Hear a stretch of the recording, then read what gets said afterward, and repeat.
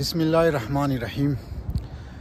یک نفر آمد گیری مولا نصرالدین که گاوی است تو گاوی از مور لغت زده و او گاوی از مور فوت کرده، حالی باید تاوان بدی.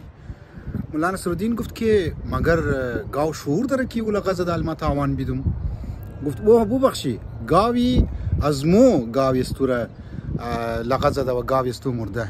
اینجی مولا نصرالدین گفت که عجب، بعضی از فقها گفته که اینجا تاوان داره. وقتی که برای خودی انسان تاوان مایا اونجا انسان توجیه مونه، انسان دلیل میره، انسان یکو گپ میزنه، رای فرار پیدا مونه. لیکن برای علیش یعنی برای مقابلش اگر یکو گپ مایا اونجا انسان کسته امو شرافت خود نشون نمیده، شرف خود نشون نمیده، انسانیت خود کسته نشون نمیده. در بسیار جاها مو گبی حق را میتونی بگی، مصلحت هم مثلا نیست اونجا مو نموگی و مشکلات را ایجاد منی برای طرف خو یا برای سوسایتی خو یا برای یک معاشره.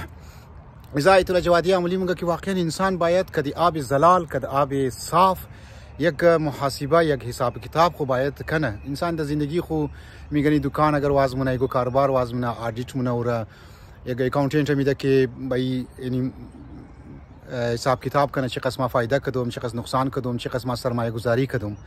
لیکن برای کارهای از خود خو یک سرمایه گذاری نمونه و کوشش مونه که همیشه برای کارهای غلط خو یک پرده بندازه و شرف انسانی خو رو گرداد شونه و خود خو را مثلا خیال کنه که ما خوب انسان هستم. بسیاری از مسائل های از مو، بسیاری از مسائل های خانگی از مو دمزی مسئله مربوط است که ما خود حق بجانب خیال مونم در حال که حق بجانب نیستم.